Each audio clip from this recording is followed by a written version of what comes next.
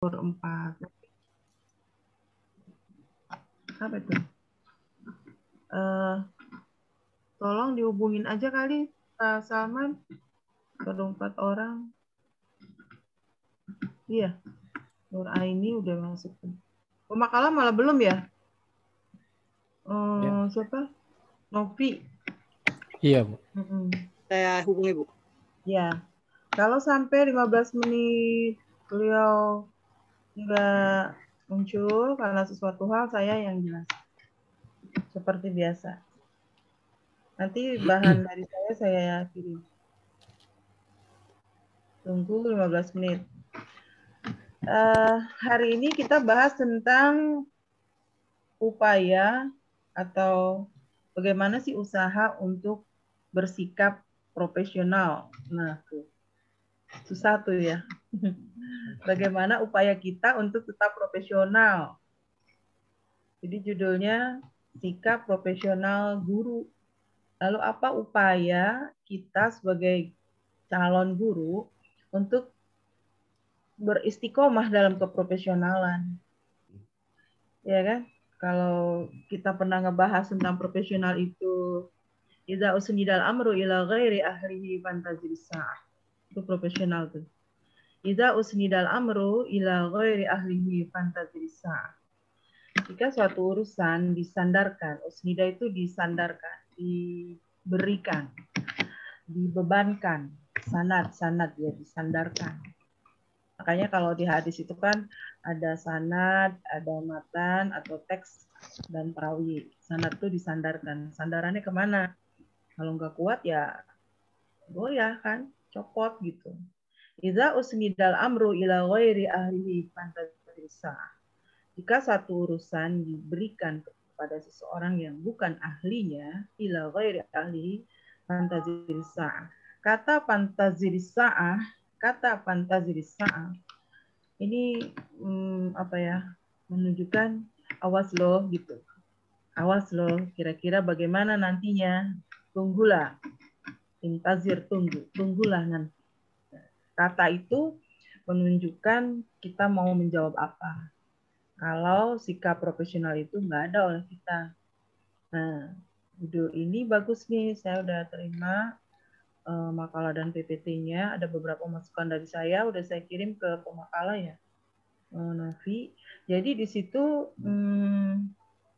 sikap yang diambil untuk seorang guru yang profesional itu yang kayak apa. Berarti kan nanti nih pemakalah akan menjelaskan dulu profesional itu apa sih gitu ya. Profesional itu apa? Nanti kok kita menemukan kata profesionalisme, profesionalistik. Awalnya sih dari kata profesi. Kemudian profesional, profesionalis, lalu profesionalisme, dan profesionalistik. Siti Rahayu, pemakalah ya Siti? Ibu Siti? Iya betul Ibu. Udah siap Bu Siti? Ya insya Allah siap Ibu. Oke, saya baru opening sedikit sambil menunggu pemakalah. Anda berdua ya sama Novi? Iya, Putri Novianti. Oke, sudahkah siap Ibu Novi? Neng Novi, udah siapkah?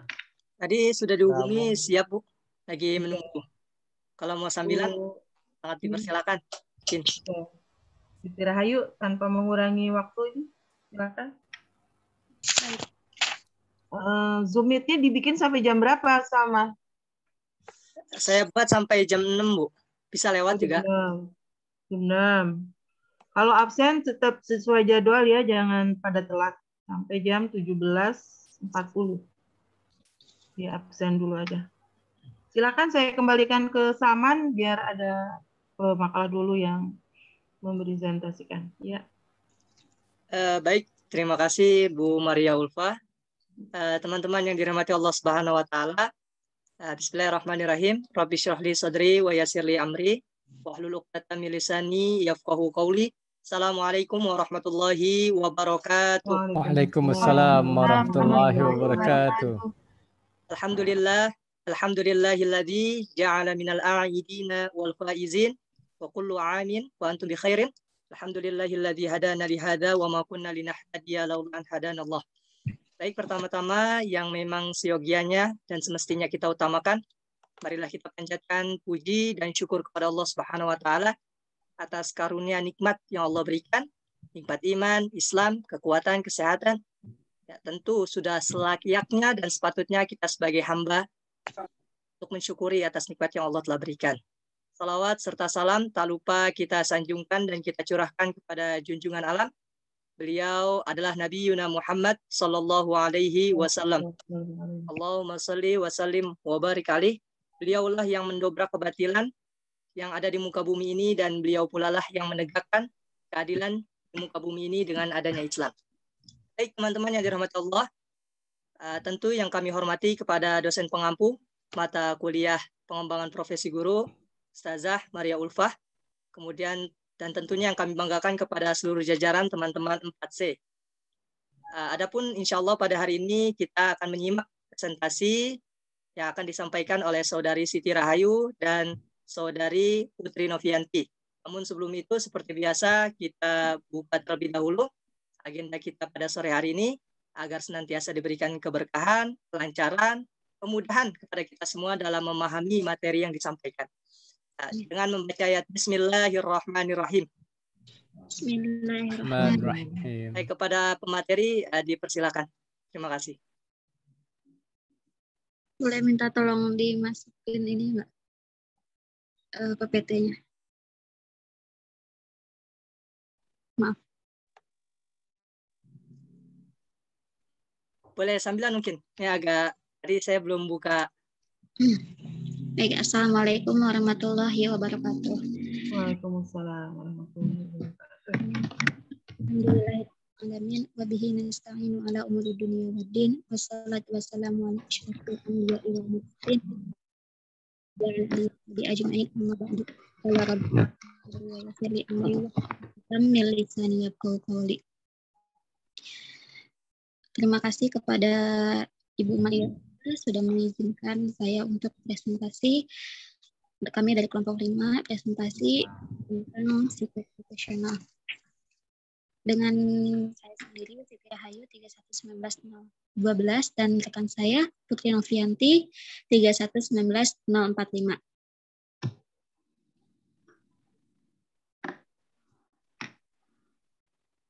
Pada penjelasan kali ini belum ada juga ya Man dari ini. Bentar ya.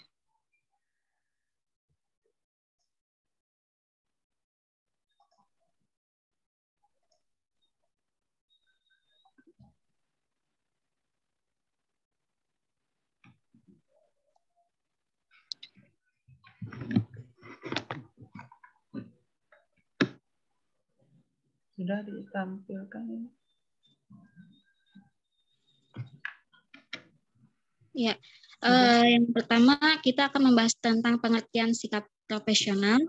Yang kedua, pengembangan sikap profesional. Yang ketiga, guru profesional menciptakan pembelajaran kreatif dan menyenangkan. Tantangan pengembangan profesional guru. Sini yang pertama, menurut para ahli, profesionalisme menekankan kepada penguasaan ilmu pengetahuan atau kemampuan manajemen beserta strategi penerapannya. Meister 1997 mengemukakan bahwa profesionalisme bukan sekadar pengetahuan teknologi dan manajemen, tetapi lebih merupakan sikap pengembangan profesionalisme lebih dari seorang teknisi, bukan hanya memiliki keterampilan yang tinggi, tetapi memiliki suatu tingkah laku yang dipersyaratkan. Kita sebagai tenaga pendidik lebih dituntut kepada penguasaan ilmu pengetahuan, manajemen saat mengajar, juga strategi penerapannya. Bahwa ketika mengajar itu ada tata cara yang harus kita penuhi, bukan hanya asal mengajar saja, tetapi ada kedisiplinan dan dalam diri kita.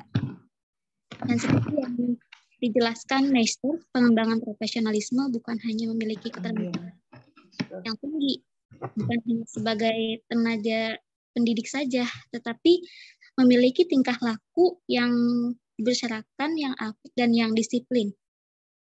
Di sini juga menjelaskan tentang profesi adalah suatu pekerjaan dalam melaksanakan tugasnya, memerlukan keahlian.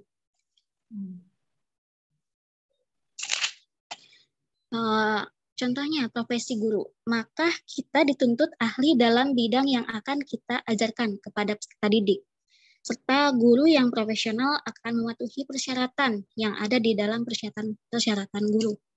Dapat disimpulkan, guru yang profesional adalah guru yang kompeten menjalankan profesi keguruannya dengan kemampuan tinggi.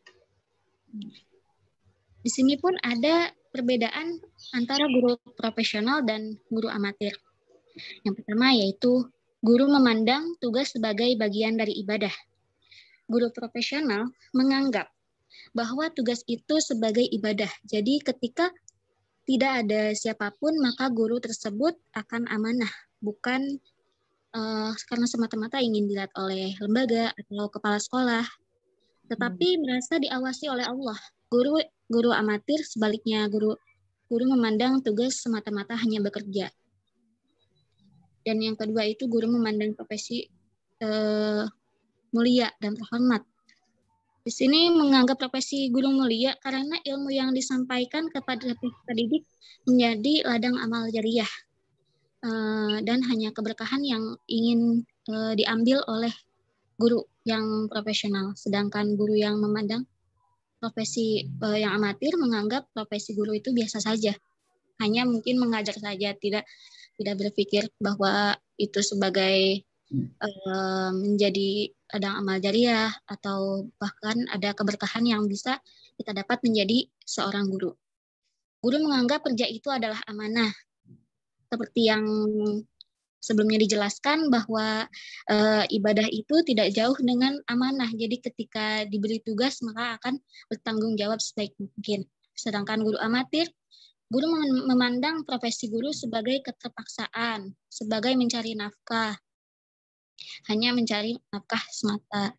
Jadi hanya bekerja, hanya mencari nafkah untuk guru-guru yang amatir. Guru yang menganggap kerja itu nikmat dan menyenangkan. Guru juga menganggap profesi guru itu sebagai panggilan jiwa. Jadi ketika mengajar, maka akan masuk ke dalam hati peserta didik ketika guru tersebut melakukan dengan panggilan jiwa dan juga serta keikhlasan. Ingin peserta didik mengerti apa yang ia sampaikan. Sedangkan guru yang amatir hanya sebagai keterpaksaan saja, jadi ingin cepat selesai ketika mengajar. Kan mungkin terserah anak didik itu akan mengerti atau tidak. Untuk guru yang profesional juga, guru menganggap kerja itu nikmat dan menyenangkan. Karena dari awal mungkin sudah menganggap bahwa profesi guru itu sebagai panggilan jiwa, maka di dalam hatinya itu ada keikhlasan. Jadi ketika ikhlas maka akan bersyukur. Ketika sudah bersyukur maka akan merasa nikmat dan menyenangkan atas profesi yang dijalani. Termasuk profesi guru yang sedang dijalani. Untuk guru amatir memandang kerja itu beban dan membosankan. Guru yang menganggap kerja itu sebagai bentuk pengabdian untuk guru profesional, dan yang guru amatir menganggap kerja itu murni mencari penghasilan. Kita tahu mungkin banyak yang penghasilannya lebih besar daripada guru, tetapi kalau kita hanya memandang penghasilan saja, maka kita tidak akan pernah bersyukur menjadi seorang guru. Anggap seorang guru itu bahwa guru itu mulia, guru itu bukan hanya ingin mencari penghasilan saja, tetapi ingin mencari keberkahan, ingin mencari pahala dan sebagai amal ibadah. Guru memiliki rasa jihad dalam mengajarnya. Guru dan untuk guru amatir mengajar sekedar menggugurkan kewajiban. Jadi ketika kita jihad, maka apapun yang selalu ingin kita ajarkan kepada murid kita, dibalik dengan hanya kewajiban saja. Kalau kewajiban saja sekedar kewajiban sebagai guru mengajar, ya sudah, ketika sudah selesai pelajarannya ya tidak ingin mengajar lagi karena memang sudah bukan waktunya mengajar. Guru yang profesional mempelajari setiap aspek dari tugasnya. Guru amatir mengabaikan pelajaran dari tugasnya. Jadi setiap tugas yang diberikan maka akan diteliti terlebih dahulu, akan dipelajari sehingga jelas ketika ingin dijelaskan kepada peserta didik, bukan hanya mempelajari tugasnya sekilas saja lalu dijelaskan tetapi peserta didik tidak mengerti. Selanjutnya itu guru akan secara cermat menemukan apa yang diperlukan dan yang diinginkan. Guru amatir menganggap sudah merasa cukup yang diperlukan dan diinginkan. Di sini ada perbedaan, yaitu cermat. Berarti di sini ada lugas juga apa ya? Jadi di sini itu lebih ke untuk yang profesional itu lebih giat lagi ketika mereka itu diperlukan gitu dibanding dengan guru amatir. Mungkin guru amatir lebih acuh tak acuh mungkin ya, merasa cukup apa yang diperlukan dan diinginkan. Guru memandang, berbicara dan berbusana secara sopan dan elegan untuk guru profesional, sedangkan guru amatir berpenampilan dan berbicara semaunya. Guru akan menjaga lingkungan kerjanya selalu rapi dan teratur. Guru amatir tidak memperhatikan lingkungan kerjanya. Guru bekerja secara jelas dan terarah. Yang kita tahu bahwa guru profesional itu memiliki ada alurnya, ada arahnya. Seperti guru amatir bekerja tidak menentu dan tidak teratur. Guru tidak membiarkan terjadi kesalahan. Guru amatir mengabaikan atau menyembunyikan kesalahan. Yang seharusnya kesalahan itu segera diperbaiki, tetapi untuk guru amatir malah disembunyikan. Nanti malah terjadi kesalahan yang lebih besar. Guru berani terjun kepada tugas-tugas yang sulit. Guru amatir menghindari pekerjaan yang dianggap sulit. Pekerjaan yang sulit itu malah memacu kita untuk ingin lebih tahu, ingin bagaimana cara menyelesaikan pekerjaan ini. Sehingga ketika bertemu dengan pekerjaan yang sama, akan merasa sudah melewati pekerjaan yang sulit tersebut. Jangan malah menghindari pekerjaan. Guru mengajarkan tugas secepat mungkin. Jadi ketika diberi tugas, maka akan langsung dikerjakan, akan langsung diselesaikan dengan sesuai tanggung jawabnya. Sedangkan guru amatir akan membiarkan pekerjaannya terbengkalai. Jadi malah akan semakin menumpuk dan semakin banyak pekerjaan tersebut. Guru akan senantiasa terarah dan optimis. Optimis berarti di sini ada semangat, rasa bahwa akan ada hal baik. Ketika guru amatir bertindak tidak terarah dan pesimis, menganggap semua masalah itu susah karena dalam dirinya itu pesimis. Ini juga ada guru akan memanfaatkan dana secara cermat. Jadi tidak akan mungkin yang namanya korupsi gitu, tidak akan mungkin yang namanya uang dipakai terlebih dahulu karena dia itu menganggap bahwa pekerjaan itu ibadah. Jadi semata-mata itu karena ingin dilihat Allah gitu. Jadi akan lebih amanah, sedangkan guru amatir akan menggunakan dana tidak menentu. Guru bersedia menghadapi masalah orang lain, guru amatir menghindari masalah orang lain. Jadi ketika guru profesional ini dimintain pertolongan, nah dia akan sigap untuk menghadapi masalah ketika orang membutuhkan. Sedangkan guru amatir malah menghindari masalah tersebut. Guru menggunakan nada emosional yang lebih tinggi seperti antusias, gembira, penuh minat, bergairah. Guru amatir menggunakan nada emosional rendah seperti marah, sikap permusuhan, ketakutan, penyesalan, dan sebagainya, sehingga malah terjadi pesimis. Guru akan bekerja sehingga sasaran tercapai. Guru amatir akan bekerja sesuai dengan prosedurnya. Guru profesional akan bekerja sesuai dengan prosedurnya. Sedangkan guru amatir akan berbuat tanpa memperdulikan ketercapaian sasaran. Guru menghasilkan sesuatu yang melebihi dari yang diharapkan. Nah, ini yang harusnya kita sebagai guru yang bermutu, ialah guru yang senantiasa melebihi dari apa yang diharapkan. Jadi ingin melakukan sesuatu yang terbaik. Sedangkan guru amatir menghasilkan sekadar memenuhi persyaratan saja. Guru menghasilkan suatu produk atau pelayanan bermutu. Guru amatir menghasilkan produk pelayanan yang Karena guru profesional ini ingin peserta didik yang baik, yang pintar, yang mungkin bisa go internasional, mungkin bisa membanggakan bangsanya.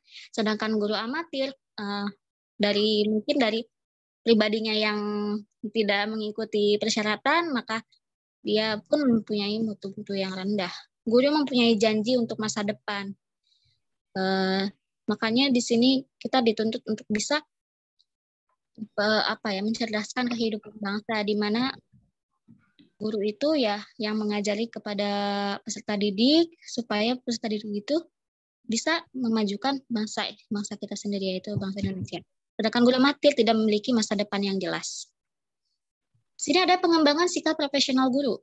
Pengembangan sikap selama pendidikan prajabatan. Dalam prajabatan ini, calon guru dididik dalam berbagai pengetahuan sikap dan keterampilan yang diperlukan dalam pekerjaan nanti.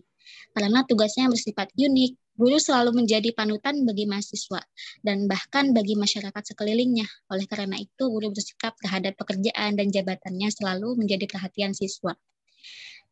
Saya jadi teringat tentang mungkin salah satu dosen kita gitu, ketika ada di luar bertemu dengan muridnya. Jadi sehingga ketika mau wah saya harus mencontohkan pribadi yang baik nih kepada murid saya. Jadi sebagai guru itu malah menjadi panutan gitu untuk muridnya. Jadi ketika kita dimanapun maka kita harus mencontohkan hal-hal yang baik gitu. Menunjukkan sikap yang baik tidak mungkin muncul begitu saja, tetapi harus dibina sejak menjadi calon guru melalui pendidikan di lembaga pendidik guru, berbagai usaha latihan contoh-contoh aplikasi penerapan ilmu.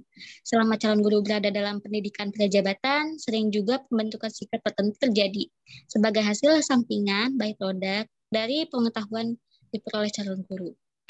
Sikap teliti dan disiplin ini menjadi awal bagi kita calon guru untuk menjadi guru-guru yang profesional, serta dari hasil belajar matematika yang benar, karena belajar matematika selalu menuntut ketelitian dan kedisiplinan. Pembentukan sikap dapat diberikan dengan memberikan pengetahuan, pemahaman, dan penghayatan khusus yang direncanakan sebagaimana hal yang dipelajari pedoman penghayatan pengalaman Pancasila. Yang kedua, pengembangan sikap selama jabatan. Pengembangan sikap profesional tidak berhenti apabila calon guru selesai mendapatkan pendidikan prajabatan. Banyak usaha yang dapat dilakukan dalam rangka peningkatan sikap profesional keguruan dalam masa pengabdian sebagai guru. Seperti telah disebut, peningkatan ini dapat dilakukan dengan cara formal melalui kegiatan mengikuti penataran lokakarya, seminar, atau kegiatan ilmiah lainnya. Ataupun secara informal melalui media massa televisi, radio, koran, dan majalah maupun publikasi lainnya. Kegiatan ini adalah dapat meningkatkan pengetahuan dan keterampilan, sekaligus dapat juga meningkatkan sikap profesional keguruan. Baik, selanjutnya akan disampaikan oleh Putri Novianti. Kepadanya kami persilakan. Baik, terima kasih Kak Ayu. Saya lanjut. Selanjutnya adalah guru profesional menciptakan pembelajaran yang kreatif dan menyenangkan. Untuk mengatasi masalah kebosanan peserta didik, agar selalu antusias, tekun, dan penuh partisipasi, variasi sangat diperlukan dalam pembelajaran. Variasi yang dimaksud ini adalah perubahan dalam proses kegiatan yang bertujuan untuk meningkatkan motivasi belajar peserta didik, serta mengurangi kejenuhan dan kebosanan. Dalam usaha pencapaian tujuan belajar, perlu diciptakan adanya sistem lingkungan atau kondisi belajar yang lebih kondusif. Karena hal ini berkaitan dengan mengajar. Mengajar diartikan sebagai suatu usaha menciptakan sistem lingkungan yang memungkinkan terjadinya proses pembelajaran. Tempat belajar atau kelas hendaknya tenang, jangan diganggu oleh perangsang-perangsang dari sekitar. Untuk belajar diperlukan konsentrasi pikiran, jangan sampai belajar sambil mendengarkan. Untuk dapat belajar dengan efektif, diperlukan lingkungan yang baik dan teratur untuk proses belajar mengajar yang maksimal. Misalnya, ruang kelas harus bersih, tidak ada bau-bau yang mengganggu konsentrasi pikiran. Ruang kelas cukup tenang, tidak gelap, nyaman, dan tidak mengganggu mata. Cukup sarana yang diperlukan untuk belajar, misalnya alat pelajaran, buku-buku, dan sebagainya.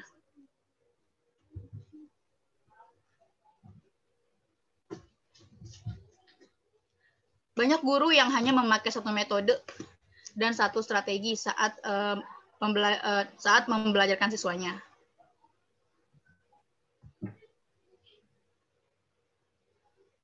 Padahal dalam sebuah kelas, para siswa tidak mungkin memiliki hanya satu jenis kecerdasan atau satu gaya belajar saja.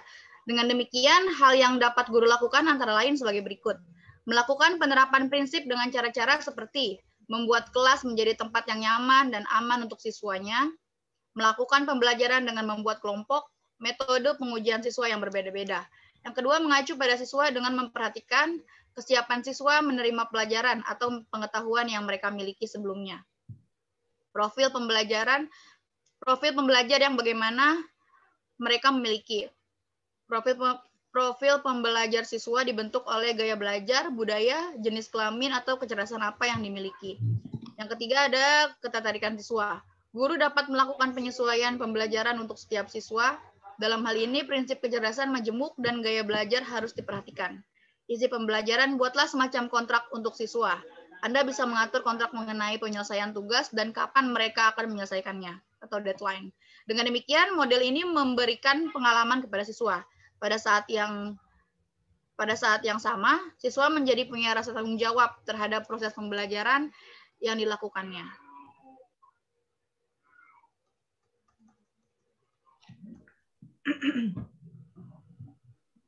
Selanjutnya ada proses pembelajaran, fokuskan pada keterampilan yang dimiliki siswa atau fokuskan pada pembelajaran. Upayakan variasi pada aktivitas siswa dan metode guru dalam pembelajaran siswa. Produk atau hasil dari pembelajaran biarkan siswa mengekspresikan hasil belajarnya dengan gaya belajar atau jenis kecerdasan yang mereka miliki. Karena setiap peserta didik memiliki perbedaan individual yang sangat mendasar yang perlu diperhatikan dalam pembelajaran. Banyaknya kegagalan siswa mencerna informasi dari gurunya disebabkan oleh ketidaksesuaian gaya belajar guru dengan gaya belajar siswa. Sebaliknya, apabila gaya mengajar guru sesuai dengan gaya belajar siswa, semua pelajaran akan terasa sangat mudah dan menyenangkan.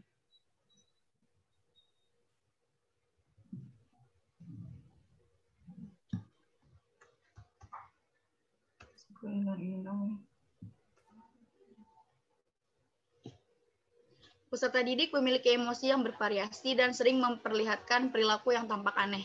Setiap peserta didik memiliki perbedaan yang unik. Mereka memiliki kekuatan, kelemahan, minat, dan perhatian yang berbeda-beda.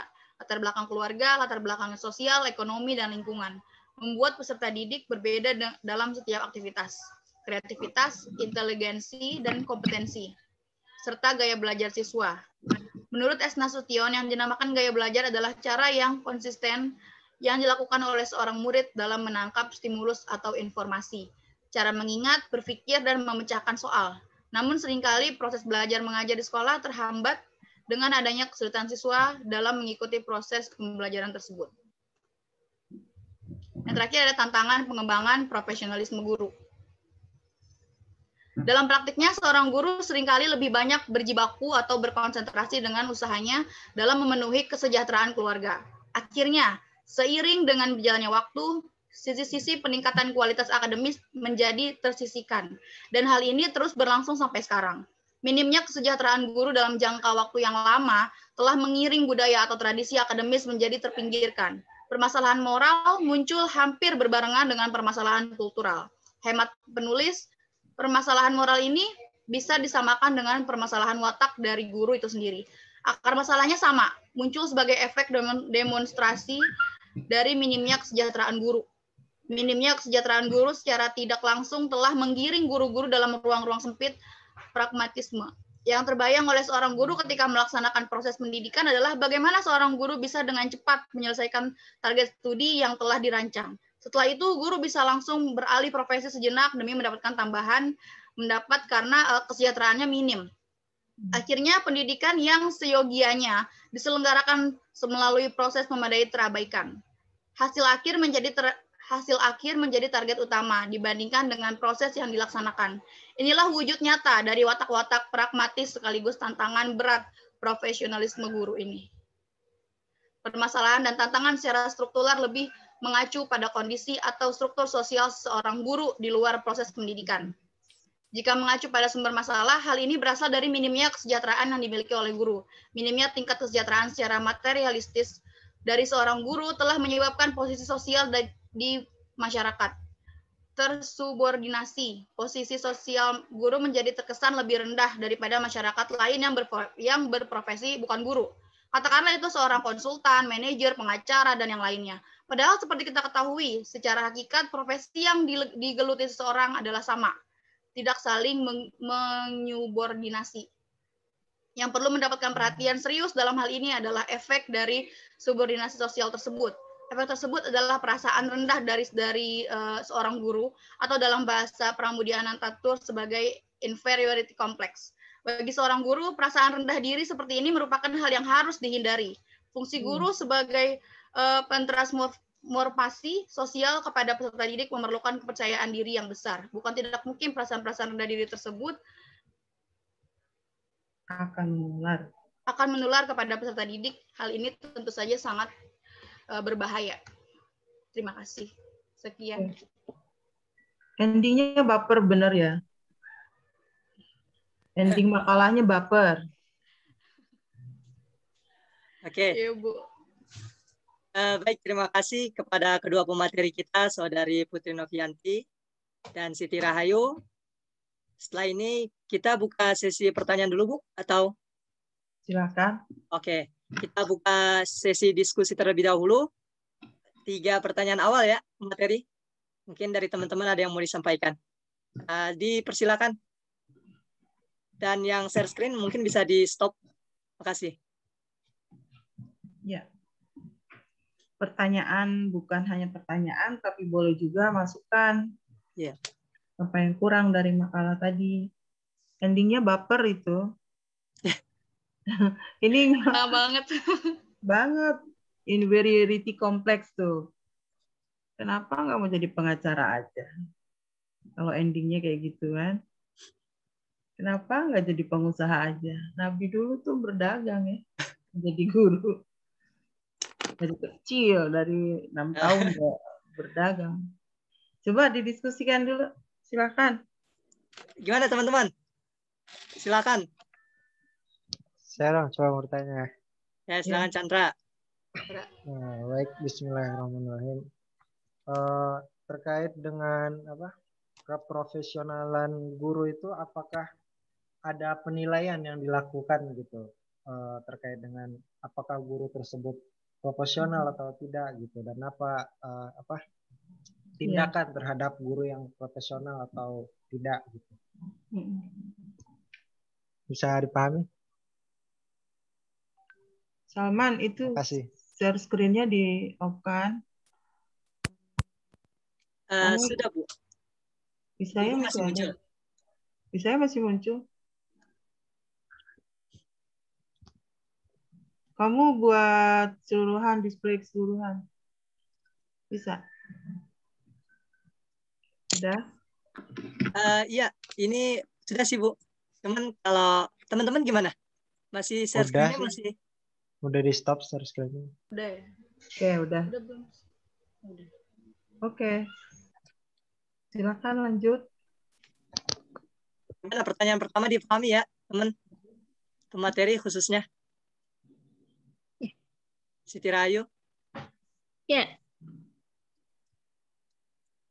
Ada lagi yang mau disampaikan teman-teman yang lain?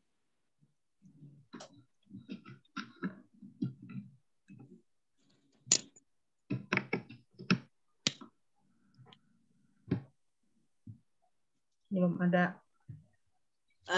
Oke. Kalau belum ada dijawab aja, Salman. Iya. Oke, Bu. Gimana Siti Rahayu, mau dijawab dulu pertanyaan dari Saudara Budi Chandra? Sambil menunggu yang lain memberikan pertanyaan.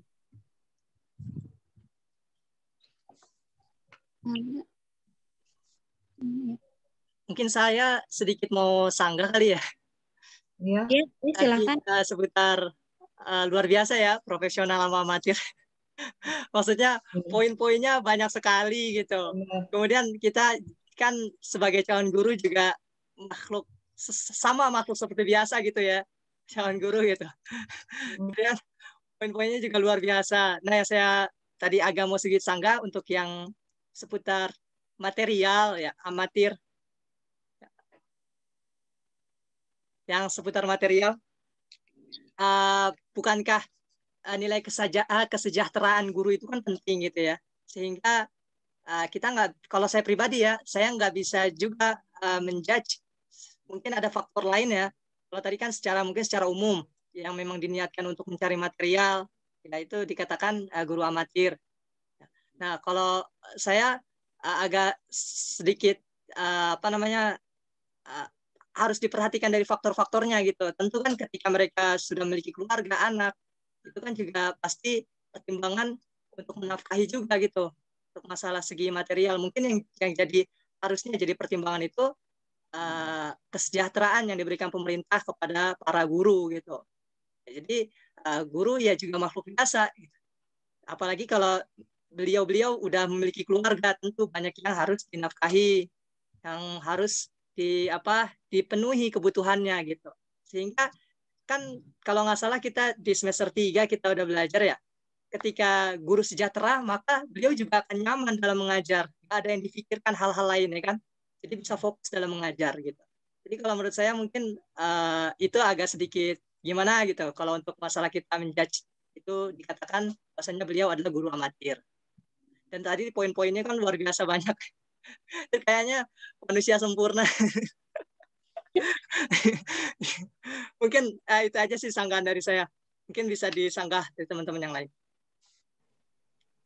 Mungkin dari sini bukan menjelaskan bahwa kalau misalkan amatir itu lebih kepada materi dan profesional itu lebih kepada tanggung jawab. Tapi kan di sini kita menjelaskan poin-poinnya, di mana kita bisa menjadi pengajar guru yang profesional ini seperti ini loh, pengajar guru yang amatir ini seperti ini loh. Jadi kita tuh jangan sampai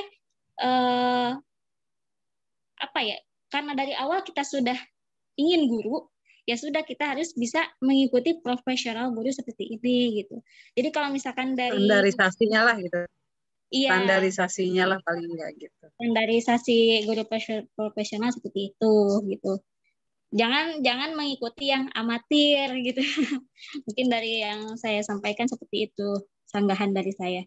Ya, makanya di awal tadi saya bilang secara umum kalau memang diniatkan untuk material memang itu kurang tepat. Namun kan faktor banyak gitu. Mungkin saya memang memiliki keadaan yang kurang gitu. Kemudian ada keluarga yang harus dinafkahi, itu kan merupakan kewajiban, kebutuhan, sehingga kalau saya pribadi terbesit kalau memang dikatakan amatir itu masih kurang memuaskan kalau bagi saya, karena kan guru juga harusnya kesejahteraannya itu diperhatikan, sehingga yang tadi saya sampaikan, sehingga beliau bisa fokus mengajar. Ya, dengan fokusnya mengajar tentu capaian untuk mengajar itu bisa dapat terwujud gitu. Kalau beliau memikirkan keluarga juga ya kan, keluarga di rumah mau makan apa nih gitu kan. Nah itu kayaknya juga menjadi kendala dalam proses pembelajaran, terutama kepada guru pribadi. Ya, secara umum memang itu apa yang tadi disampaikan yang kedua pemateri. Seperti itu mungkin bisa di-sharing. Atau ada pertanyaan lain? Boleh nanya nggak? Ya, boleh. Kok. Yang saya ingin tanyakan kepada pemateri adalah fenomena saat ini banyak menurut standar dia adalah termasuk dikategorikan harusnya sebagai guru yang profesional. Misalnya dia sudah berstandarisasi, sudah bersertifikasi gitu, sudah ikut pelatihan-pelatihan yang setelah kita pelajari kemarin itu kan kalau standar seorang guru adalah udah mengikuti pelatihan, sudah mungkin ijazahnya sudah ada gitu. Dan sedangkan pada saat ini banyak juga sekolah-sekolah yang mempekerjakan atau menerima guru-guru honorer yang mungkin masih ada yang sedang skripsi atau dia baru lulus 1 tahun atau baru lulus 2 tahun, yang kalau dikategorikan belum memasuki standar profesional seorang guru.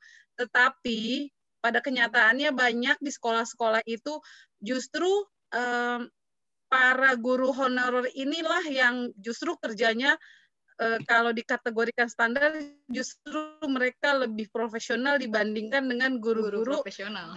Mohon maaf yang sudah dianggap harusnya profesional gitu.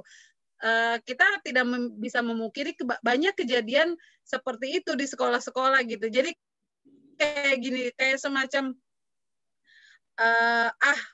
saya udah oke lah, saya udah karyawan tetap misalnya, saya udah PNS gitu. Jadi terkadang justru mereka mengajarnya itu ya masa bodoh, whatever, bodoh amat gitu. Tapi justru guru-guru honorer ini merasa, oh kinerja saya harus lebih bagus gitu, karena taruhannya kalau dia kinerjanya turun atau tidak bagus, otomatis kan dia pasti di off dari ada keluhan atau komentar sedikit itu pasti biasanya imbasnya ke dia sendiri gitu. Nah, menurut saudari, gimana itu untuk mengkategorikan profesionalnya kalau di dalam kategorikan seperti itu, di kondisi seperti itu seperti apa gitu penilaiannya? Gitu aja sih. Paham kan Wati? Sirai? Ya, paham. Insya Allah paham.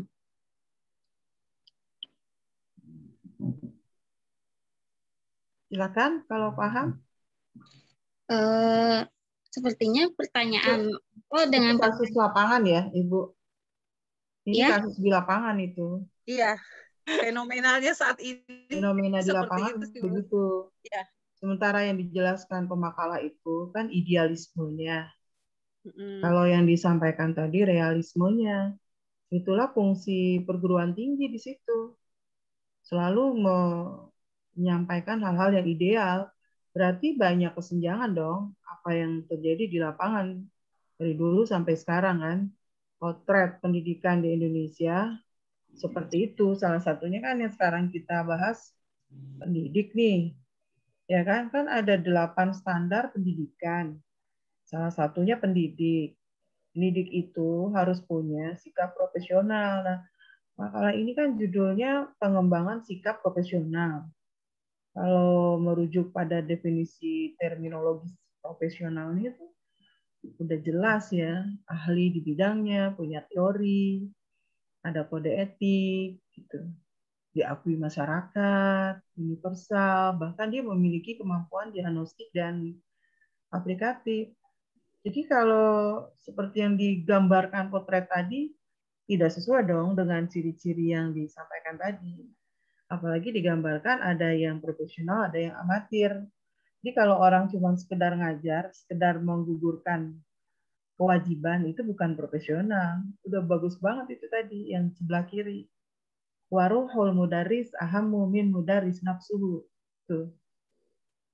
Ini pendapatnya Imam Zarkasi, beliau pendiri Gontor. Gontor tuh kalau kita ketahui sekarang jadi role model pendidikan keagamaan ya, di mana-mana alumninya udah banyak, dan kita percaya bahwa pendidikan di Gontor itu kan ada yang tradisional, semi tradisional, dan modern.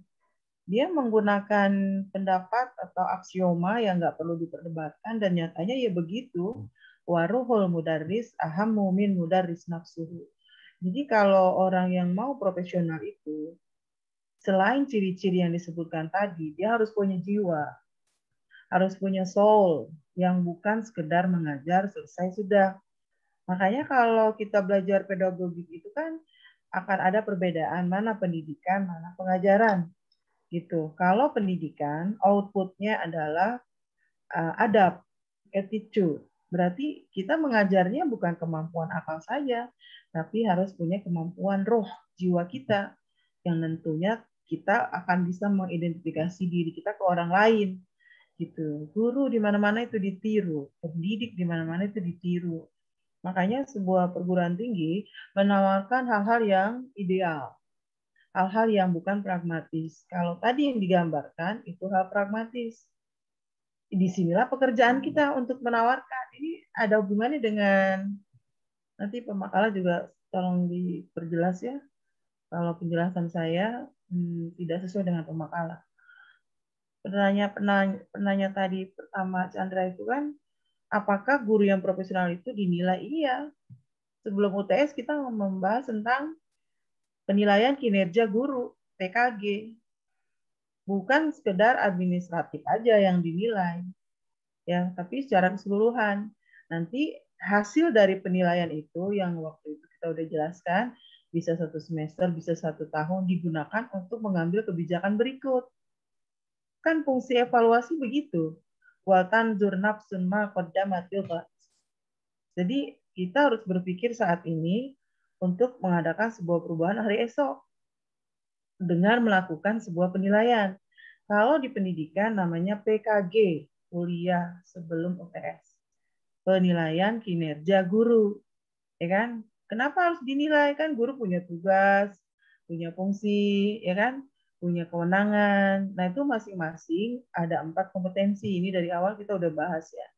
Sehingga dengan PKG, penilaian kinerja guru untuk sebagai bagian untuk mengambil keputusan. Siapa yang mengambil keputusan? Yang tadi Ibu Dahria katakan, ternyata guru yang udah senior kayaknya nggak lebih bagus sih dengan guru-guru yang honorer.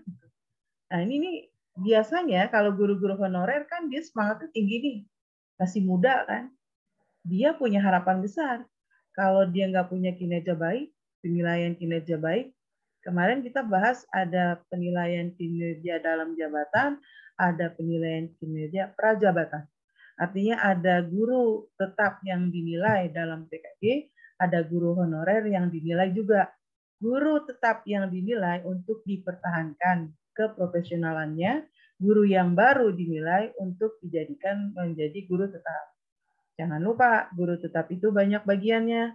Ada guru tetap yang memang menjadi nomenklatur dari pemerintah, dia diberi gaji sebanyak 34-38 JPL oleh pemerintah. Kalau yang swasta gitu, non pemerintah, maka dia digaji diberikan hasil kinerjanya sesuai dengan kemampuan instansi atau yayasan pendidikan masing-masing. Nah, gimana nih dengan persoalan penilaian yang ada sementara guru honorer itu jauh lebih profesional dan guru yang lama kita menganggap tidak profesional. Oke, karena itu makalahnya judulnya gitu. Sikap profesional guru. Jadi ada upaya, sikap itu kan kecenderungan seseorang untuk melakukan sebuah tindakan, itu sikap.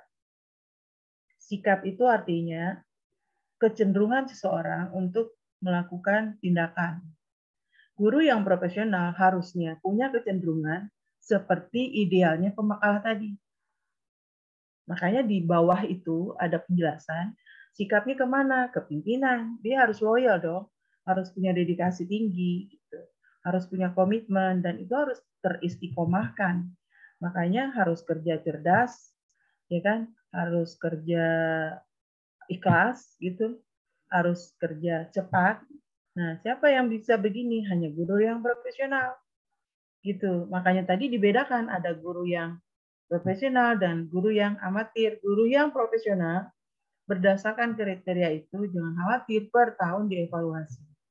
Per tahun dievaluasi. Apalagi guru yang profesional ini punya tunjangan sertifikasi. Tunjangan sertifikasi itu pelaporannya per 1 semester. Jadi ganjil apa, kemajuannya genap apa. Selama tidak ada laporan yang buruk tentang dirinya, maka itu keprofesionalannya terjaga dengan sikap yang dia buat. Tapi kalau banyak laporan gimana? Tadi tuh contohnya. Bikin RPP nggak bikin. Ngajar ditinggalin. Sekarang udah model pembelajaran daring nggak mengerti. Gaptek. Selain gaptek, nggak pernah on cam. Kalau nggak on cam, nggak memberi kabar. Ya kan? Koreksian nggak diberikan evaluasi ke anak. Itu tuh kan hal-hal yang membatalkan gelar keprofesionalan. Padahal kita ingin menjaga sikap keprofesionalan itu sampai memang benar-benar kita selesai dalam menjalankan kewajiban kita sebagai guru. Ini kan semuanya calon guru ya. Tentunya kalimat yang dijelaskan pemakalah tadi itu fisama lafil fisama itu apa? Al-haqiqatu Al-haqiqatu fil ayan la fil azhan. Al-haqiqatu fil ayan la fil azhan. Yang benar itu ada dan kelihatan dengan mata, fil ayan. Yang benar itu, tadi kan benar tuh yang profesional tuh yang benar kan? Mengajar dengan jiwa, dia karena ibadah, setiap pekerjaan yang kalau dilakukan dengan ibadah, maka hasilnya bukan aja dapat kam, tapi juga dapat kum. Kam itu berapa besar yang kita diberi, tapi kalau kum prestasi. Banyak yang menunjukkan prestasi itu. Dan Allah selalu mempermudah jalan menuju itu.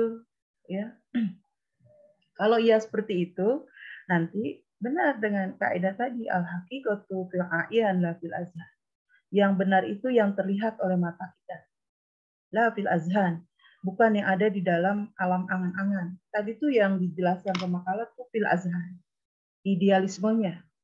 Fil azhan. Padahal yang benar itu adalah yang memang terrealisir di lapangan. Sekarang pekerjaan kita adalah mau merealisasikan apa yang ideal itu ke dalam dunia nyata. Fil a'yan, la fil azhan.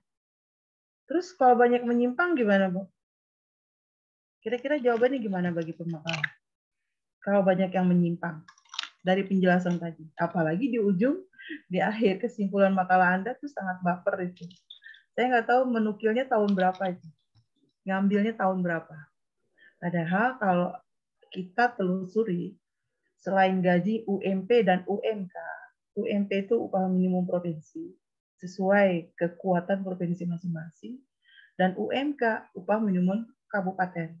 Jadi kalau Anda berada di satu komunitas tertentu, dia punya UMP ratingnya sekian, itu baru gaji pokok Anda. Kemudian sertifikasi. Makanya hati-hati juga dengan kesimpulan di akhir. Makanya saya bilang, ini baper banget nih kesimpulannya. Sehingga merasa rendah diri dengan profesi lainnya. Jangan. Tapi diperjelas juga ya. Kalimat begini tidak tepat untuk kita jadikan sebuah filosofi pekerjaan ini. Nah, pekerjaan guru ini adalah pekerjaan yang paling mulia. Imam Syafi'i mengatakan seperti ini, kullama adabani ad-dahru aroni naqsu akli wa iza mazdatu ilman zadani ilman jahl.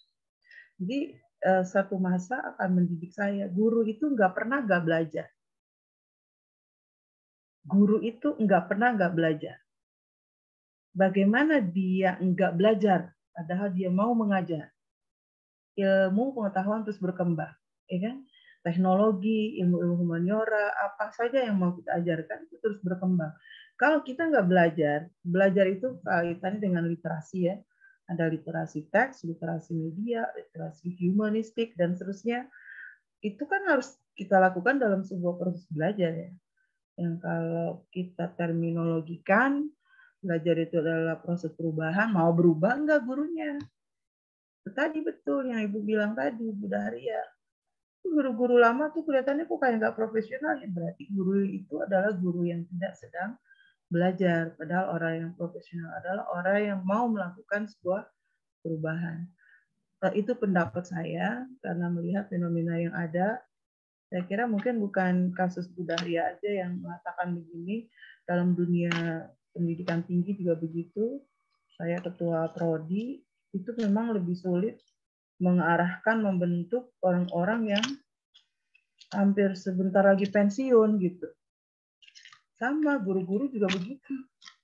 Jadi yang muda, yang belum punya pengalaman, semangatnya tinggi, tiru sama yang pengalamannya banyak, hal-hal yang baik. Gitu. Contoh gini kasusnya. Bapak, tolong ya besok kontrak perkuliahan RPS dikirim.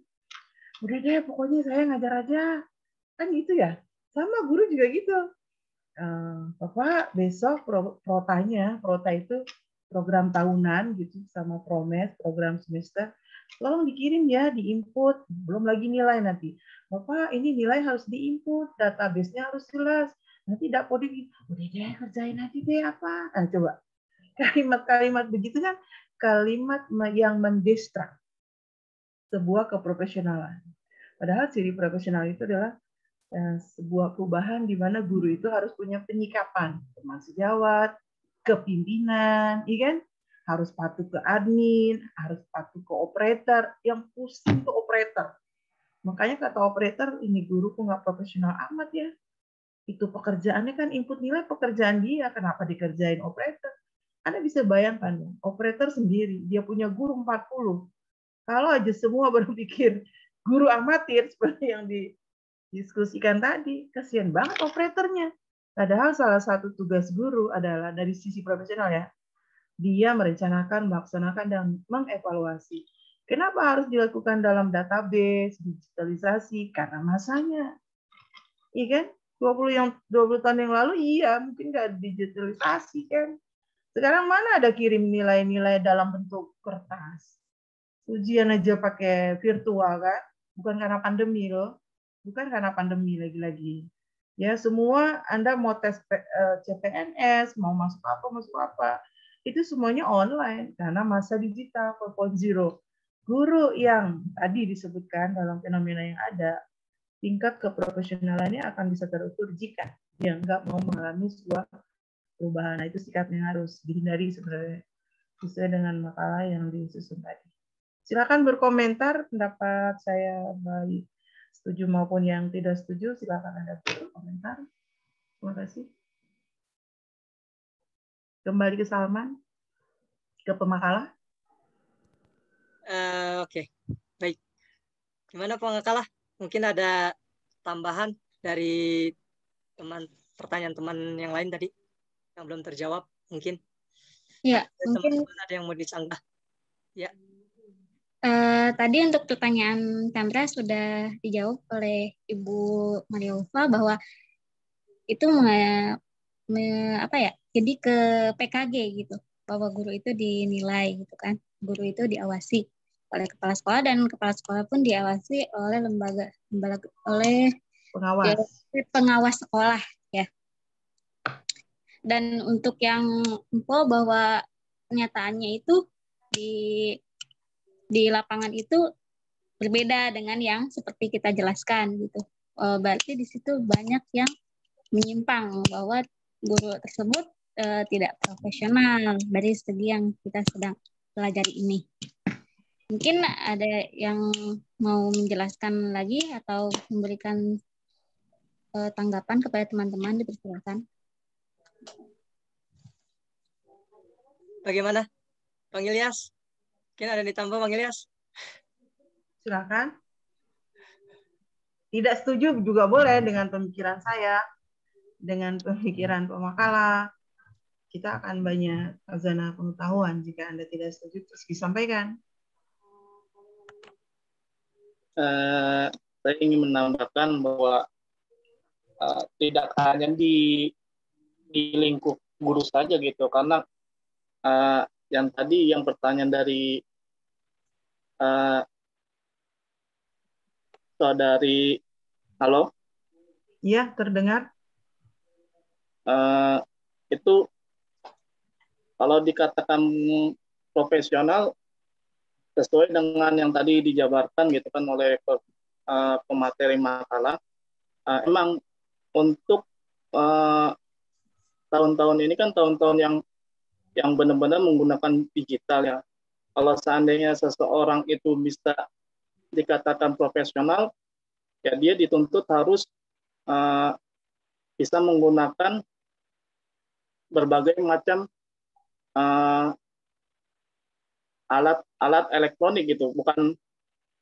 Bukan zamannya itu sekarang zamannya apa namanya, mau zamannya seperti yang dulu gitu. Contohnya yang saya dapatkan tentang workshop yang dari Kementerian Pendidikan dan Kebudayaan, bahwa yang guru itu dituntut untuk literasinya yang banyak gitu, bukan hanya satu mata bidang saja gitu sekarang. Karena kurikulum sekarang kan kurikulum merdeka gitu kan. Kurikulum yang benar-benar dituntut integrasi. Ya, halo? Ya, terdengar. Ya, terdengar Bu. Mohon maaf, izin Bu. Terdengar. Ya. Dituntut untuk sebagai mentor, bukan sebagai pembimbing sekarang gitu. Makanya ya karena kurikulum merdeka itu seperti itu gitu. Yang saya dapatkan oleh para pembicara dari workshop Kementerian Pendidikan dan Budaya gitu kan. Itu dituntut harus untuk memiliki keahlian yang lebih dari bidangnya supaya bisa menuntut sisi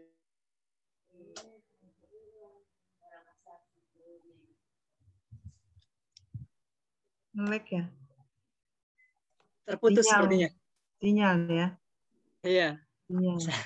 Intinya Pak Ilyas itu sepaham dengan pemakalan. Sepaham dalam forum ini bahwa untuk bisa disebut bertahan dalam keprofesionalan harus mengikuti perubahan gitu. Intinya itu sebenarnya.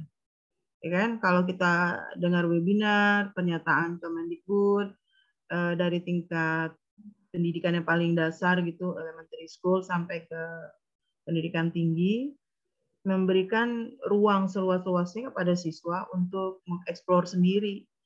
Betul, guru itu berfungsi sebagai fasilitator. Dia yang memfasilitasi. Karena kan nanti kalau kita melakukan entering behavior, entering behavior itu artinya mengenal karakteristik siswa dengan segala perbedaannya. Kita nggak bisa memaksakan itu, kan udah merdeka nih. Ya kan, bukan masanya Indonesia merdeka, tapi memang kurikulumnya merdeka. Ya kan, Merdeka Belajar, kampus merdeka. Di sekolah namanya Merdeka Belajar. Jadi kalau anak nggak suka dengan matematika, kan Merdeka Belajar. Jangan paksain untuk anak sampai bisa. Itu tuh pemikiran para ide-ide saat ini kan. Bukan tanpa riset duluan dia melakukan itu. Di beberapa perguruan tinggi, di beberapa sekolah-sekolah di luar negeri sana, itu nggak semua bidang diinginkan. Dia punya MID namanya Multiple Intelligence Domain. Jadi kita punya dua belahan otak kiri, otak kanan. Otak kiri itu logical mathematical, otak kanan itu lebih kepada estetika. Jadi lebih kepada art. Kalau yang kiri itu misalkan nanti dia menjadi peneliti gitu, dia ahli di eksak. Nah, kalau kita nggak cenderung ke sini, ya nggak usah paksakan. Lebih pilih cari yang memang domainnya lebih dominan kepada otak belahan sebelah kanan, yang bukan berpikir, yang bukan analis, gitu, yang bukan logis, gitu, yang bukan matematis, tapi lebih kepada estetis, puitis. Nah, ini orang-orang bahasa yang lebih banyak kepada otak yang sebelah kanan. Orang-orang psikolog tuh orang-orang sebelah kanan. Nah, di negara Indonesia, dengan menteri yang selalu menginginkan, ajarilah anak berenang bukan pada kolam renang, tapi ajarilah anak itu berenang di lautan. Apa maknanya? Kalau diajarin di kolam renang, dia kan nggak mentok sana kemari kan, dia nggak ketemu ikan, dia nggak ketemu karang, ya kan, dia nggak ketemu badai, dia nggak ketemu ombak. Enak emang tuh kalau di kolam renang. Tapi ajarilah anak berenang di tengah lautan. Maksudnya tadi tuh yang Pak Ilyas bilang. Jadi segala kemudahan yang anak punya, segala bakat, fondasi awal, skill awal, keterampilan awal yang anak udah punya difasilitasi oleh guru. Ini bisa jadi salah satu sikap yang diambil dalam keprofesionalan. Nah, persoalannya guru itu harus siap. Kalau menteri itu tahun 2020 awal. Berarti udah hampir setahun ini guru diwajibkan jangan terlalu banyak mengambil hal-hal yang administratif dianggapnya nggak penting, tapi layanilah siswa itu dengan baik. Dengan tadi logikanya, dengan tadi aksiomanya. Aksioma itu segala pendapat yang tidak perlu diperdebatkan. Ajarilah anak itu berenang bukan di kolam renang, tapi ajarilah anak itu berenang di tengah lautan. Kita juga takut juga ya ke tengah lautan ya.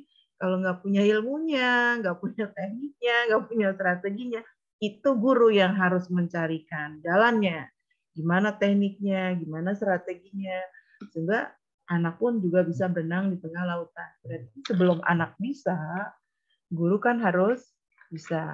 Gitu. Jadi saya mendengar pendapatnya dari Pak Ilyas, setuju juga bahwa harus menyesuaikan era industri 4.0. Kalau kembali ke 4.0 nggak mau melakukan perubahan digitalisasi, kan tanda yang paling penting dalam era industri 4.0 itu kan adalah digitalisasi. Sama yang kedua, artificial intelligence. Digitalisasi and artificial intelligence. Apa artinya? Digitalisasi tidak manual, artificial intelligence itu kecerdasan buatan. Orang, anak, ini siswa udah nggak lagi belajar dengan guru. Dengan apa aja dia bisa belajar. Ya kan? Kecerdasan buatan itu kecerdasan yang bisa muncul dengan sendirinya tanpa harus melalui orang. Ya kan? Nah, tinggal kita memfasilitasi itu. Dengan apa? Smartphone salah satu artificial intelligence. Ya, belajar dengan virtual robot gitu juga termasuk artificial intelligence. Dulu kita belajar sholat harus ada gurunya, gimana gerakannya, ini yang benar apa bacaannya. Sekarang nggak ada guru, coba pelajari dulu melalui robot, ya kan? Lama-lama nanti berkurang dong nih tenaga guru, tidak berkurang, tetap ada tapi berfungsi sebagai fasilitator. Saya kira itu. Ada masukan yang lain, silakan.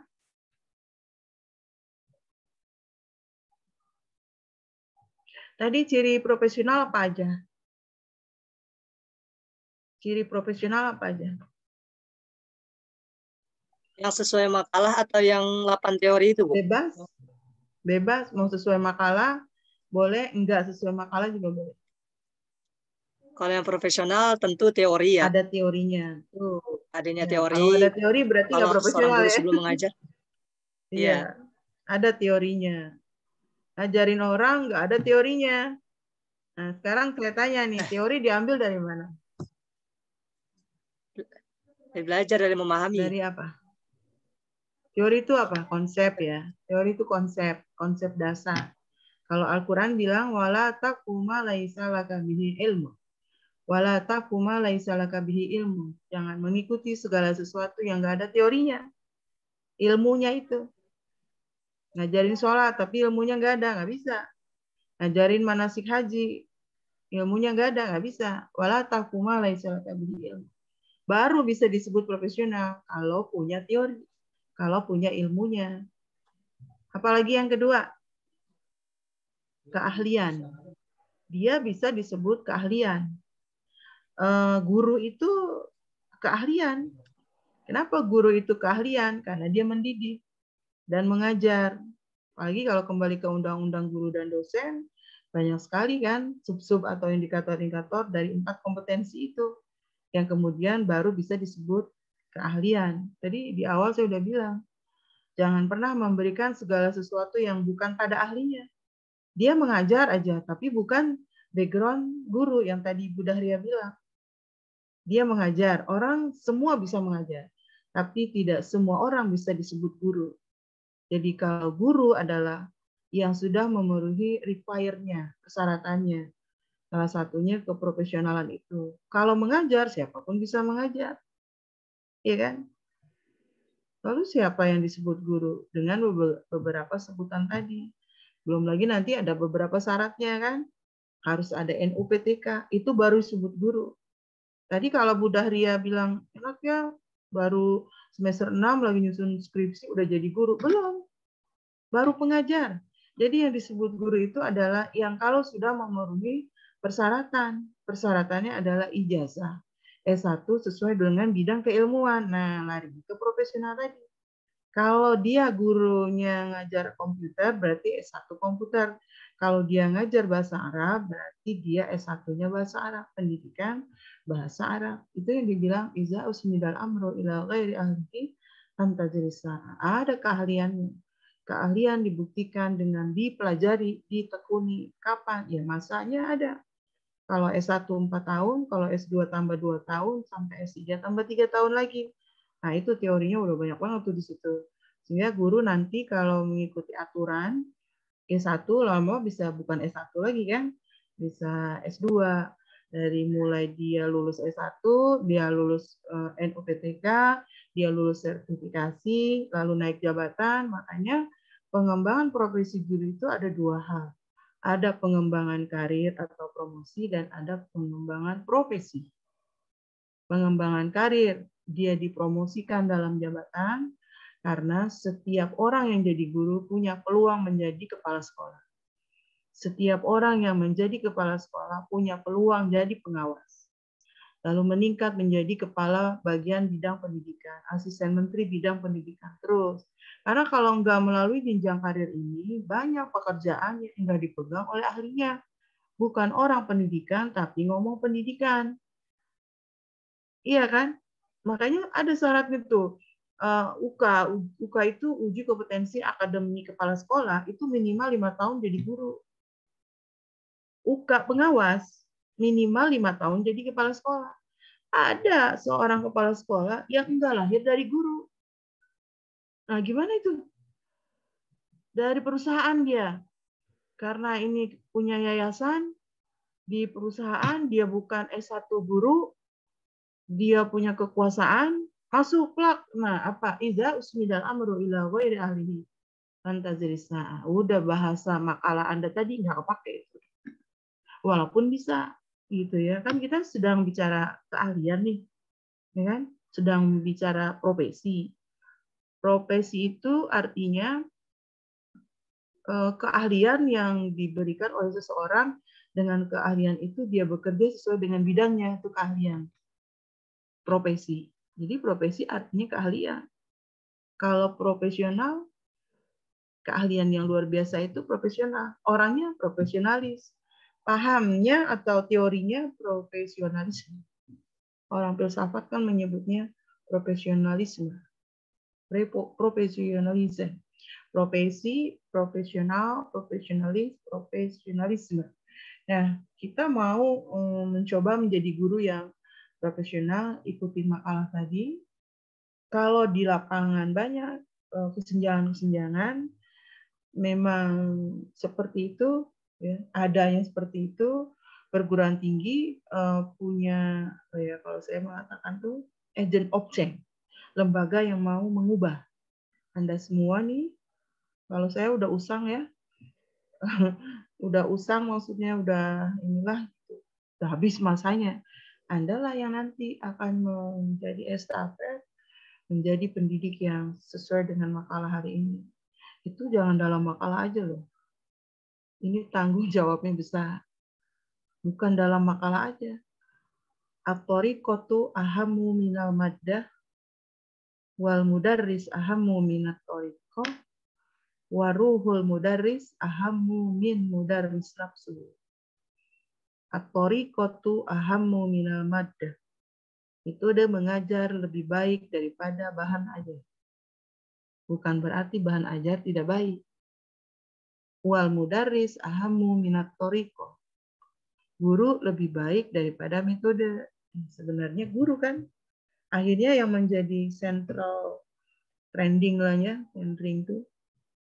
trending topik dalam sebuah lembaga pendidikan adalah guru. Karena guru merupakan faktor dominan yang menentukan keberhasilan sebuah pendidikan. Mau kemana pendidikan dibawa itu tergantung dari gurunya. Kenapa? Yang sering ketemu adalah gurunya. Dia bertemu dengan siswa sebanyak 34 sampai 38 JPL. Bahkan ada yang melebihi ya, yang minggu-minggu lalu sebelum UTS kita udah bahas. Tuh, ada yang mengajar sampai 50 JPL. Aduh, lelah banget tuh, 60 JPL. Lelah banget tuh. Untuk dirinya dia nggak pikirin, tapi untuk anak-anak. Kenapa? Karena layanan. Kulukum ra'in. Kita melayani. Ya, kalau kita ingin ideal, ingin bagus, balasannya bukan dari kam, tapi dari kum. Nah, guru yang paling mulia adalah tadi udah disebutin Rasulullah guru yang paling mulia. Guru yang paling mulia adalah Allah. Jadi Allah, Rasulullah, kita ada di situ. Gitu. Karena tadi di dalam makalah disinggung dalam PPT itu anggap kita bekerja ibadah gitu. Bukan komersil gitu ya. Kalau komersil aja kita lelah banget. Belum lagi di ending dari makalah sangat baper, dibandingin lagi dengan pengusaha. Nggak seberapanya.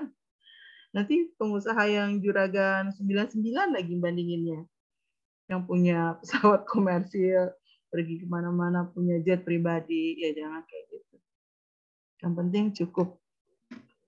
Ya, jadi guru profesional itu yang penting cukup. Cukup untuk makan, cukup untuk sekolah, cukup untuk kondangan gitu, cukup untuk refreshing, ya kan? Yang penting kan cukup. Saya kira gitu ya. Nggak akan habis kita berbicara tentang guru, karena memang persoalan mata kuliah pengembangan profesi ini banyak sekali yang dibahas. Oleh karena itu, kita merujuk hanya kepada beberapa topik-topik itu sebagai pengembangannya nanti Anda jadi profesi guru itu bisa jadi banyak hal baru lagi nanti 5 tahun ke depan. Ada sekarang semester 4. Berarti 2 tahun akan selesai. 5 tahun akan berubah. Jangankan 5 tahun. Setahun aja udah bisa berubah keadaan kan. Ini 2020. Padahal untuk yang KKNI baru 2019. Disuruh ubah lagi. Iya kan? Kurikulum Merdeka, Merdeka Belajar ini pemikiran menteri yang baru itu kan di awal 2020. Padahal kita sedang mencanangkan KKNI dan KTSP di 2019. Walaupun di dalam pelaksanaannya enggak meninggalkan beberapa regulasi-regulasi yang ada di kurikulum sebelumnya. Nanti kita adalah pelaksananya ya, guru itu pelaksana dari berubahnya kurikulum. Ya mau nggak mau harus ikut. Kenapa harus ikut? Sebuah keniscayaan. Anda dipelajari kok ini nanti ada materi pengembangan kurikulum, ada perencanaan sistem, ya semuanya menuju pada keahlian bagaimana Anda menjadi seorang guru yang profesional. That's all. Ada lagi ini question? Masih adakah, Salman? Baik. Gimana teman-teman? Cukupkah atau gimana? Menanggapi? Ini ada. Maaf Bu Maria, mungkin saya mau sedikit sharing. Saya pernah baca buku. Silakan. Ya, itu terbesit aja lewat seputar guru. Pernah dianalogikan ya dibandingkan seorang guru profesional itu seperti koki yang profesional gitu. Ya, jika dikasih bahan apapun, ya bahan yang nggak enak, bahkan bisa jadi enak gitu. Apalagi bahan yang enak dasarnya ketika diolah bisa menjadi enak. Nah, itu pernah saya baca, itu apakah bisa gitu ya? Maksudnya seorang guru profesional ya bisa melahirkan, maksudnya kan jadi enak itu berarti berhasil seorang guru yang profesional gitu. Sedangkan kan murid itu banyak faktornya gitu. Mungkin faktor keluarga atau apa. Mungkin bisa bandingannya gini, ya saya setuju sih. Guru itu ibarat juru masak. Apapun bahan yang disediakan harus dibikin lezat masakan itu. Siapa yang menikmati lezatnya masakan? Siswa. Sekarang disebutnya peserta didik, bukan siswa. Dulu murid, siswa, sekarang peserta didik. Guru itu seperti juru masak. Apapun bahan yang mau dimasaknya, kan nggak selalu daging yang enak itu. Belum tentu enak kan daging bagi orang yang kolesterol, daging tidak menjadi enak, enakan tempe gitu.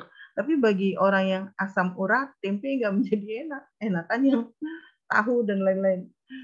Apapun itu, guru memang dianalogikan seperti juru masak, dan dia harus mampu mengolah apa yang kita olah, bahan ajar kan. Kalau juru masak mengolah bahan-bahan masakan. Kalau guru akan mengolah bahan ajar. Bahan ajar itu disebut subject matter. Subject matternya PAI itu kan kompilasi nih. Kompilasi itu kumpulan. Anda PAI, berarti Anda harus menguasai bahan ajar fikih. Anda harus menguasai bahan ajar hadis, Al-Quran atau tafsir, akidah akhlak, SKI. Nah, itu bahan tuh yang mau Anda ramu. Kalau juru masak tuh sayuran, apalah gitu ya tadi disebutnya. Kalau ada rendang, ada dagingnya, ada santannya. Kalau kita ya itu tadi, harus bisa mengolah fikih, mengolah Al-Quran, mengolah hadis, mengolah akidah akhlak, dan mengolah SKI. Menjadi satu kesatuan. Seperti yang kita pernah menjelaskan, bahwa ilmu itu sebenarnya secara general ada 3. Ada ilmu fikih, ada ilmu filsafat, ada ilmu tasawuf. Kenapa harus fikih? Supaya hidup ini lebih teratur. Fikih itu dipelajari supaya hidup teratur. Kenapa harus sholat sesuai waktunya? Belajar di fikih. Nah, sebelum azan udah sholat. Sholat apa itu? Mau sholat sunat rawatib pun nunggu azan kan? Ada fikih. Puasa, jangan main puasa aja. Ada ketentuannya. Kenapa harus fikih ya? Supaya hidup ini lebih teratur. Yang kedua, filsafat. Kita bicara secara general. Kenapa filsafat? Supaya apa yang dipelajari bidang PAIN ini lebih bisa diterima secara akal. Masuk akal. Apalagi sekarang, era industri 4.0, nggak bisa Anda mengajar yang irasional. Semuanya harus bisa diterima dengan akal. Nanti ada bagian-bagian tertentu yang nggak bisa ditaakulikan. Tapi ta'abudi apa? Nanti jelaskan. Ya kan? Tafakkaru fil khalqi wala tafakkaru fil khaliq. Boleh kita memikirkan ciptaan Allah, kenapa ada siang, kenapa ada malam, inna fi ikhtilafil laili wan nahar. Oh, berarti perbedaan siang dan malam la ayatil lil albab, hanya buat orang-orang yang mau berpikir. Berarti orang-orang yang enggak mau melakukan perbedaan siang dan malam, dia nggak pernah mau berpikir. Iya kan? Walaili iza as'as wasubhi iza tanaffas. Nah, kenapa malam digunakan untuk pakaian Anda, siang kemudian untuk berusaha gitu? Itu semua ada aturannya. Dalam fikih, dalam filsafat seperti itu. Dan yang ketiga, tasawuf. Tasawuf dipelajari sebenarnya untuk keindahan. Jadi fikih apa? Supaya teratur.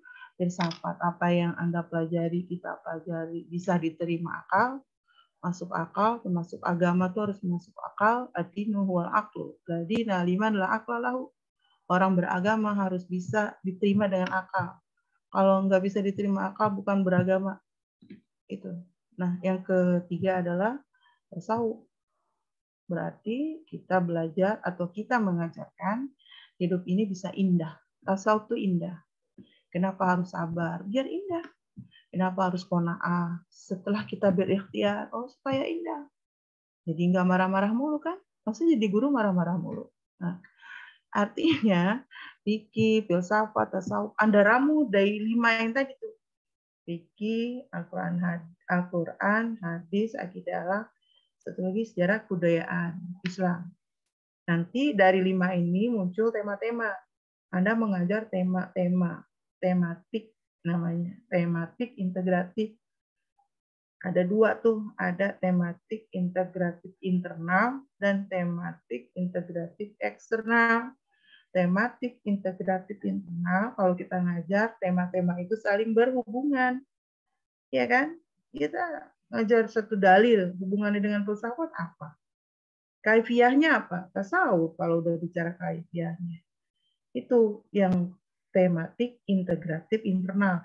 Satu pokok dengan pokok lain saling berinteraksi, saling berpadu.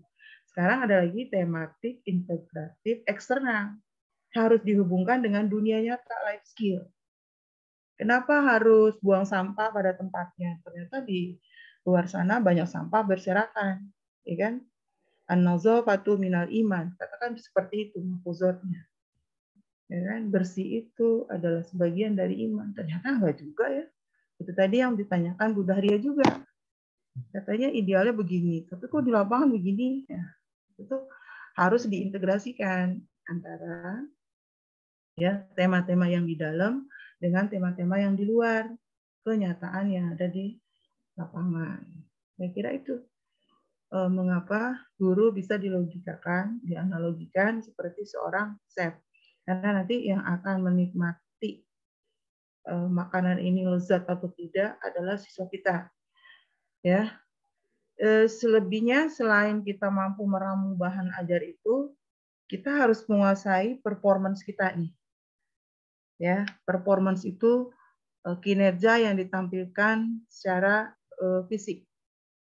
Kalau virtual, fisiknya apa? On cam. Anda nggak boleh ngajar kamera mati, gitu. Dan kalau siswa mati boleh nggak?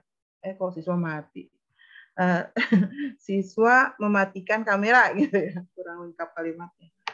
Boleh nggak? Boleh aja. Tapi guru wajib menyalakan kamera. Saya dari tadi kan nggak mati-mati. Lab meeting tuh karena ada kesalahan teknis saja. Harus cepat di-on-kan lagi. Mau kita ngapain, kita batuk, cepat-cepat matikan audio dulu. Orang asma kok suruh ngajar. Iya. Penyakit guru tuh banyak ya. Salah satunya asma, kutil, kurap, kudis, TBC. Asma itu apa? Asal mengajar. Penyakit guru tuh asal mengajar. Berarti nggak profesional ya. Amatiran tuh. Asma tuh bukan bukan gitu. Asma tuh asal mengajar. Penyakit guru itu. Yang kedua kutil. Kurang teliti. Kurang teliti guru banyak. Yang ketiga kurap. Kurang rapi. Kalau virtual rapi gimana? Laki-laki rambut jangan gondrong, kan kelihatan. Ya, kalau ibu-ibu wanita itu jangan, ya jilbabnya jangan mau kena gitu. Kadang selongsong buat ke pasar dipakainya. Selongsong. Ya kalau virtual ya, kalau nggak virtual, bisa pas offline aja bisa rapi. Kan harus rapi juga, gitu. Kemudian apa tadi? Kudis, kurang disiplin. Ya, itu penyakit guru tuh. Siswanya disuruh on time, gurunya lewat 30 menit. Tungguin siswanya di dalam kelas. Itu kudis. Apa aja tadi? Asma, kutil, kurap, kudis, satu lagi TBC. Tidak bisa komputer. Oh, parah banget. Udah 4.0 TBC lagi kan. Susah obatnya. Ya, ternyata virus COVID-19 itu tidak lebih kejam daripada TBC. Kenapa begitu? Banyak orang yang meninggal karena TBC. Lebih banyak angkanya. Karena TBC tidak mendunia. Ya kan? Kalau COVID-19 kan mendunia. Semua terserang. Kalau TBC kan enggak. Oke, saya kira gitu ya. Banyak hal, Salman. Jadilah koki yang bisa dinikmati oleh siswa Anda. Bahannya tempe, tapi rasa daging. Tempe rasa daging. Iya. Itu lebih kepada student center learning, pusat pembelajaran ke siswa. Harus kita ngikuti maunya siswa. Sejauh sesuai dengan regulasinya. Saya kira itu. Ada yang tidak setuju, silahkan disampaikan. Ada yang tidak sependapat? Menambahkan? Ini kuliah bagus. Hari ini kuliah bagus, materinya bagus. Ya buat kita juga ya, buat saya. Saya kalau ngajar kan banyak apa sih? Banyak sesuatu yang juga saya bisa ambil gitu. Dan harus berubah. Jadi kalau sekedar ngajar doang, oh iya benar juga nih, nanti kita harus ubah lagi. Jadi banyaklah ilmu yang kita dapat untuk hari ini. Demikian saya kembalikan ke Salman. Untuk itu saya akhiri. Gimana Salman? Ya Ibu, saya tutup Bu ya. Oke. Baik, alhamdulillah. Syukurillah atas presentasi dari kedua pemateri kita. Kemudian tadi ditambahkan oleh dosen pengampu kita, Ustazah Maria Ulfa. Baik teman-teman yang dirahmati Allah Subhanahu wa taala, adapun untuk yang terakhir yaitu penutup. Marilah kita tutup dengan bersama-sama membaca ayat Alhamdulillahirabbil alamin. Alhamdulillahirabbil alamin. Kurang lebihnya kami mohon maaf, saya meminta maaf. Assalamualaikum warahmatullahi wabarakatuh. Waalaikumsalam warahmatullahi wabarakatuh. Terima kasih, sehat semua. Sampai ketemu minggu depan dengan materi yang berbeda. Manakah Pak Ilyas, Pak Sofyan, Aman, Bu Nur, Bu Daria. Oke. See you again in the next Ya. week. Assalamualaikum. Waalaikumsalam warahmatullahi wabarakatuh. Terima kasih, Bu. Warahmatullahi wabarakatuh.